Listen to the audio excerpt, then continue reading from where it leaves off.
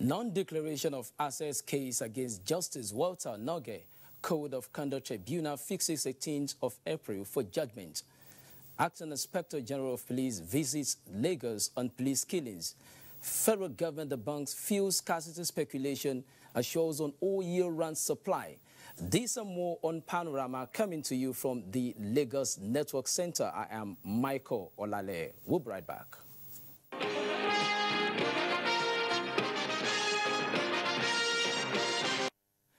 The Code of Conduct Tribunal has fixed Thursday, the 18th of April for judgment on the assets declaration case of Justice Walter Noge.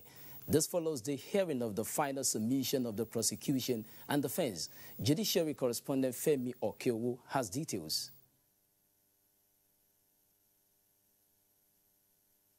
The content of the final addresses of both the prosecution and defense are still reflective of the positions they have held since day one of this trial. After exactly 4 months of trial, the case of Justice Walter Noge now has a terminal date, at least at the Code of Conduct Tribunal, where the Constitution provides that all asset declaration matters must commence from. Both prosecution and defense, while adopting their final addresses, restated their positions. The prosecution, led by Aliu Umar, SAN, asked the tribunal to convict Justice Walter Noge and hold that the accusation of non- and false asset declaration had succeeded and been proved against him. But the defense, led by Okon Nkanu, said that the prosecution had a defective charge, stressing that the charges contradict themselves in that non-asset declaration and false asset declaration were not charges known to the law. The defense said as a result, none of the charges could be proved beyond reasonable doubt, which was the standard of proof required by the law. All of us agreed that it is the hard evidence that was presented before the tribunal by both the prosecution and the defense that it is based on that a decision will be made. The essential ingredients is the falsity of declaration and the failure to declare. And we contend that both were missing. The Code of Conduct Tribunal now has the responsibility of determining where the pendulum swings in the matter of the Chief Justice of Nigeria, Justice Walter Noge. In Abuja, Femi Okeowo, NTA News. Meanwhile, a federal high court sitting in Lagos has ordered an interim forfeiture of the property traced to former Minister of Petroleum Resources Diezani Allyson Madueke, Donna Chidi Amagbo and Shekoe Property Limited. Justice Chuka Obiozor gave the order while ruling on an ex parte motion at the instance of the Economic and Financial Crimes Commission. The property is located at Plot 9 Azikwe Road, GRA Port Harcourt in Rivers State. The matter has been adjourned till May 9, 2019. The Federal High Court sitting in Lagos has cross-examined another prosecution witness before Justice Mojisola Olatoregun in the ongoing fraud trial of immediate past governor of Ekiti State, Ayodele Fayose. Abolore Ogbara has the details. The prosecution counsel, Rotimi Jacobs, told the court that he has 4 witnesses to testify against the immediate past governor, Ayodele Fayose, but one of them was cross-examined before Justice Mojisola Olatoregun. The prosecution witness, Sunday Olusheye Alade, a Zenith Bank branch head, Akure, said on the 17th of June 2014, he received a telephone call from one Mr. Akonde through Abiodun Osonde, his colleague from Ibadan branch, that a customer will be coming to deposit a huge sum of money. The witness, Sunday Alade, told the court that one Mr. Abiodun Agbede was introduced as the customer. The branch manager said Abiodun Agbede led the team and the money counted was 724 million naira. The cash was authorized to be saved in Privital Nigeria Limited, Spotless Investments and Ayodele Fayose's accounts. After his confession, the prosecution counsel, Rotimi Jacobs, requested for adjournment to get the other 3 witnesses. Justice Mojisola Olatoregun, however, adjourned the case to 10th of May this year in Lagos. Abolore Ogbara, NTA News. The long arm of the law has caught up with a social media blogger, Ibrahim Wala. Ibrahim was convicted by Justice Haliru Yusuf of the FCT High Court in Maitama, Abuja, for defaming the character of the government official by publishing false information against him. Olabode Arewa reports that the accused also operates an unlawful organization. The convict Ibrahim Wala used the Facebook platform to accuse the chairman of the National Hajj Commission, Mukhtar Abdullahi, of siphoning funds meant for the 2017 Hajj operations. Justice Alilu held that Ibrahim failed to substantiate these allegations despite claims that he possessed documentary evidence. The court took judicial notice of the damage caused to the complainant's name, who in his testimony told the court that he ran the 2017 National Hajj operations in a transparent manner. The judge held that whistleblowing should only be done with facts, that the convict's conduct did not depict remorse, and he abused his right to use the social media. He was thereby sentenced to 7 years imprisonment without option of fine. The convict would serve his sentence in Suleja prisons. In Abuja, Olabode Arewa, NTA News. The Acting Inspector General of Police, Mohammed Adamu, has read the riot act to area commandants, divisional police officers, DPOs, and other sectional heads, who is said will be henceforth be held responsible for any act of misconduct of officers and men under them. He said these while addressing the officers in Lagos. Jesutan Moses reports. 4 residents of Lagos State have been killed by trigger-happy policemen within the past 4 weeks. The visit, according to the acting IGP, became expedient in view of such unprofessional conduct among the personnel of the force in the state, stressing that extrajudicial killing is unconstitutional. The police boss added that such conduct negates the shooting range practices and certification and professional ethic module as integrated in the basic training and personnel development courses of police personnel across all ranks. The line supervisor of such officers, including area commanders, divisional police officers, or sectional heads, shall be held vicariously liable for lacking supervision and shall be similarly sanctioned. This is the first policy, and no one should be in doubt as to our strong will to enforce it. It is within this context that all personnel that were involved in the recent incidents were arrested and have been made to answer for their misconduct. Acting IGP Mohammed Adamu pointed out that personnel reorganization may be carried out in the Lagos Police Command in the coming days. Promised to introduce less lethal technologies and weapons as part of measures to control extrajudicial killing.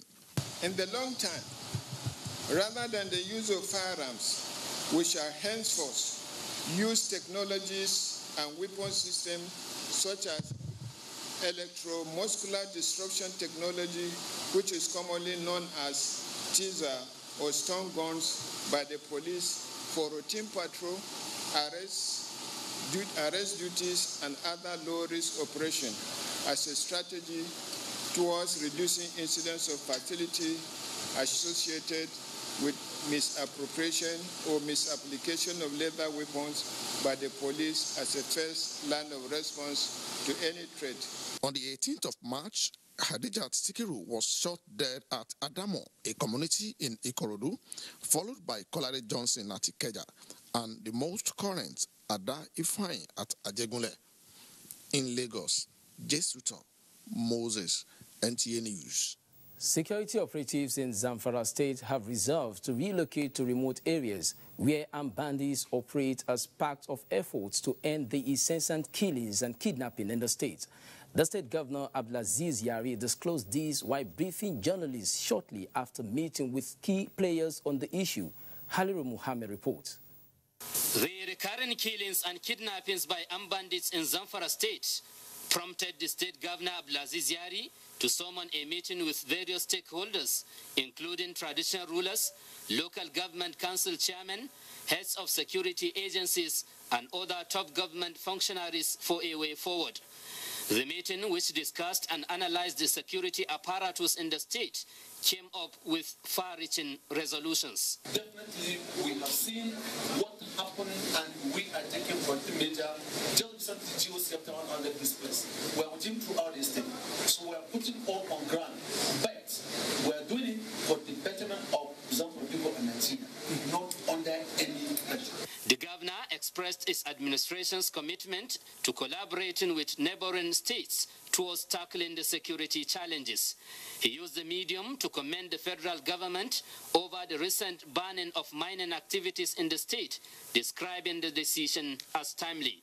Security operatives in the state say they are more than ever determined to end the reign of bandits that have been terrorizing the state. The issues concerned have been taken care of.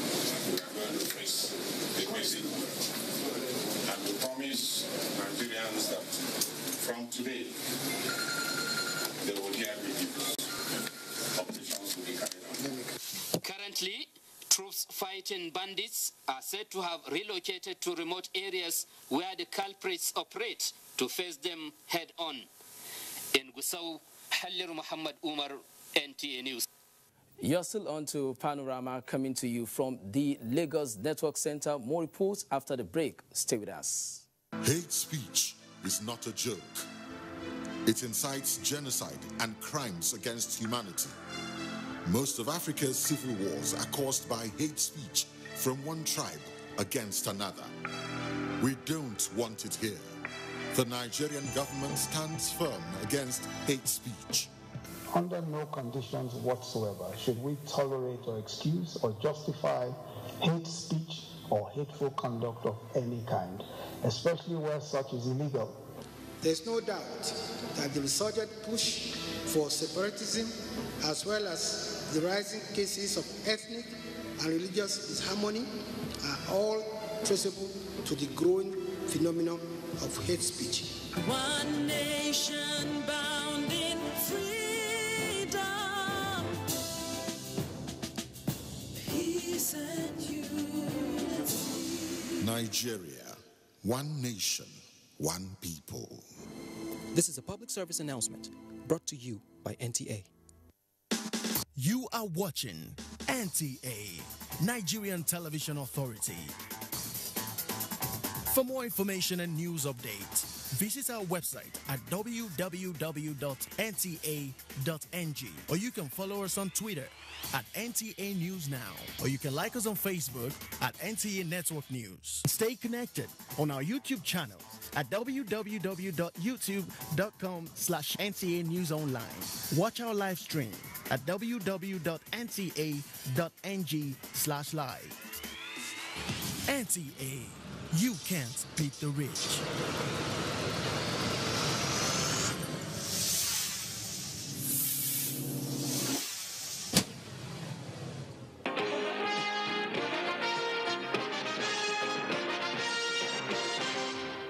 Glad to know you're still there.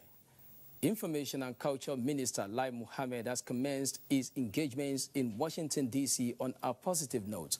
Anthony Folsom reports. The Information and Culture Minister Lai Mohammed began his engagements with a visit to the Atlantic Council. The Atlantic Council is one of the foremost think tank institutions in the United States of America. Its role is to help shaping global policies and design how America relates with other nations around the world. The visit of the Information and Culture Minister Lai Mohammed to this institution is not the first. After a closed-door session between the Vice President of the Council, both men came out of the meeting with some high hopes and confidence. We discussed several issues ranging from how much Nigeria has been able to contain the threat of Boko Haram, and how much the president has succeeded in managing an economy from recession to growth, and in fact also that the president's commitment to fighting corruption, is not negotiable. We are also able to discuss the correlation between corruption and underdevelopment. But more importantly is that we were able to, we both agreed fighting terrorism, we need, support of international organizations and countries like the US. However, the February 23rd general elections wouldn't have been left out of the discussion. Yes, he agreed with us that the last election was actually a referendum on the integrity of Mr. President. He agreed with us.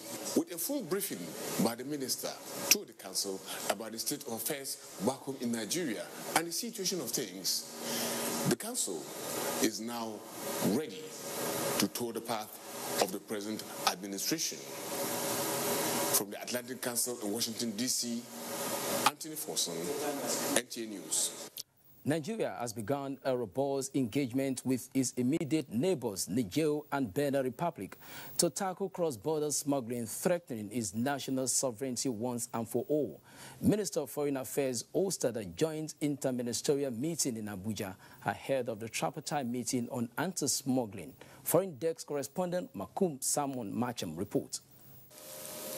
Worried by the persistent activities of smugglers using Nigeria's porous borders to undermine its economic prosperity and threaten its peace, President Muhammadu Buhari engaged his colleagues in Niger and Benin Republics to come up with a common front to deal with the issue. This interministerial meeting of key government ministries and agencies hosted by Minister of Foreign Affairs Jeffrey Onyama is preparatory to the tripartite anti-smuggling committee meeting of the three countries scheduled to hold soon.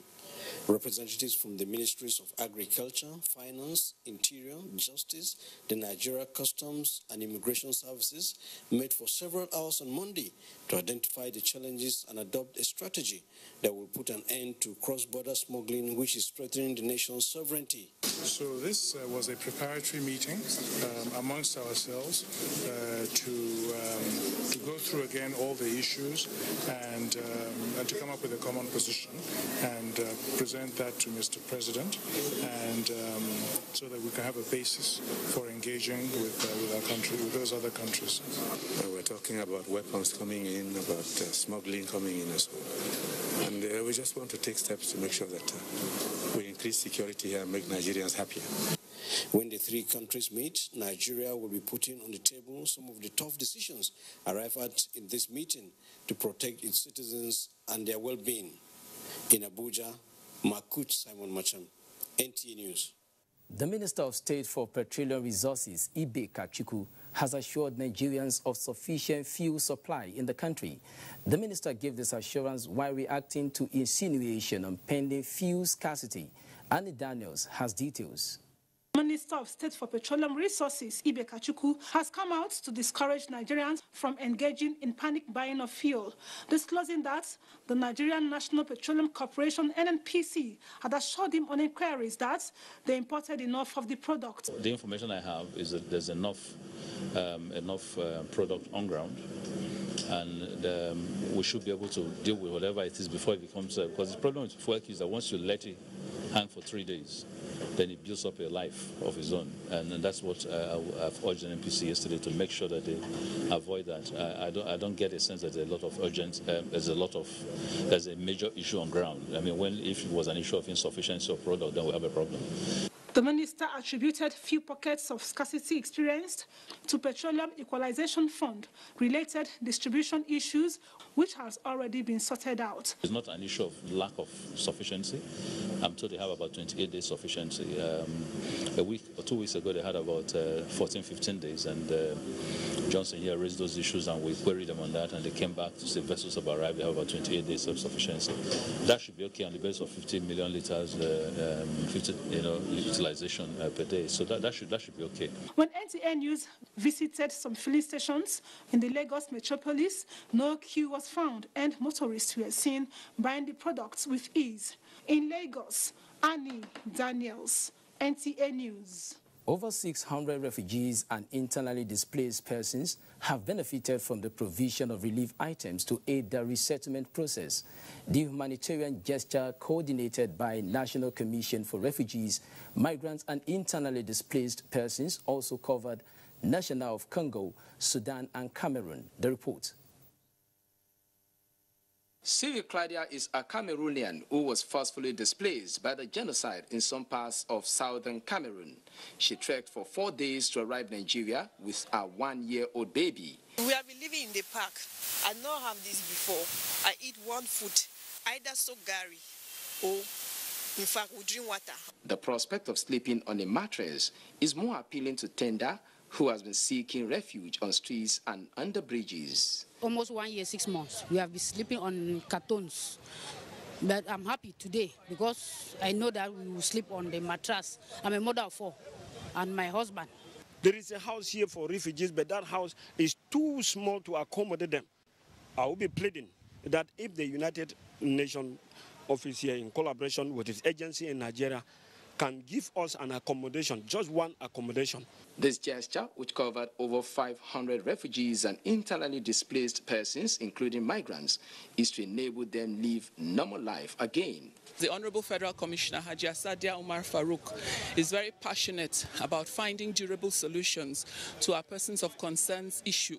And one of them is through these interventions, which have been quite regular and frequent since her assumption into office. We are thinking of providing rent for them so that at least they are properly taken care of instead of them sleeping under the bridge. With over 1 million internally displaced persons and refugees around the country, the Commission says it is expanding the scope of its operations to improve their standard of living. In the continued efforts to effectively clamp down on illegal orphanages in the territory, Delft City's Social Development Secretariat has sealed off a famous cute orphanage in Tugan Menji community and evacuated 19 children over alleged negligence. Shaibu Yakubu has more. The 19 children evacuated from the famous Kids Orphanage in Tungamaji are between the ages of 4 and 17. Acting Secretary, Social Development Secretariat, Sefia Omar, says the action followed an information from the Nigerian Police Force that the proprietor of the orphanage in Kechi Udo had abandoned the home. She added that most of the children are brought to Abuja from Cross River and Akwa Ibom State and were left since February this year under the care of a 23-year-old boy who claimed to be an undergraduate of the University of Abuja. You can see somebody setting up an orphanage, selling children. And when the authority, police are after her, she produced one, and the remaining is nowhere to be seen, and she took to her heel. Only for the police to now write SDS to come and evacuate the children. Meaning there are a lot of things happening in orphanages. A single mother who voluntarily deposited 2 of her children with the home is demanding for one of the children. My 2 children is here. Last year they reformed 1. This year again, I am disturbing them to give me my child. They don't want to give me. They want to help me in my work. That is learning my tailor. That when I finish, I'll come and get them. They will bring them for me. The SDS says with this development, the agency will renew its vigor in clamping down on illegal orphanages in the territory. Shuaibu Onuzeyakubu, NTA News.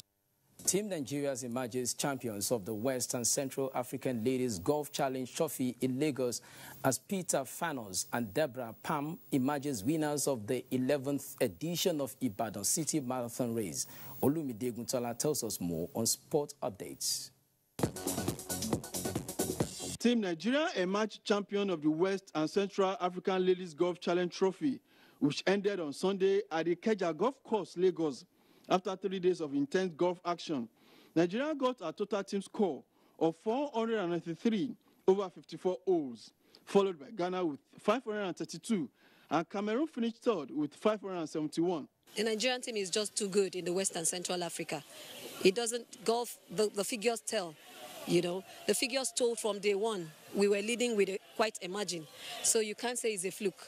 We're just the best in West and Central. Namibia will host the All-African Challenge Trophy in 2020. From Ibadan, Ayomiku Ajibola reports that Peter Stephanos won the 11th edition of Ibadan 42 kilometers marathon in 2 hours, 44 minutes and 36 seconds in the male category, while Deborah Pam defended the female title successfully in a time of 2 hours, 58 minutes and 13 seconds. Just persistence, persevere endurance, and patience. That's my secret. I'm feeling good, excited. that I still remain the champion of the marathon. The Zone 3 African Volleyball Club Championship served off on Monday at the Indoor Sports Hall of the University of Lagos with 8 matches in the male and female categories. One of the Nigeria's representatives, Police Volleyball Club, defeated Entete Volleyball Club of Benin 3-0 in one of the matches decided. My opponent, they are a good team. They are coming up, but I know that we will prepare more than the way they prepare. After this championship, we have applied to CAV, that is the African Volleyball Confederation, to include them in the next year's club championship, African Club Championship, which is going to be hosted by Kenya. Hostilities continue on Tuesday with 8 matches in the male and female categories. With sports updates, Olumide Guntola, NTA News. That's Panorama from the Lagos Network Center. Stay with us for more news updates. I am Michael Olale.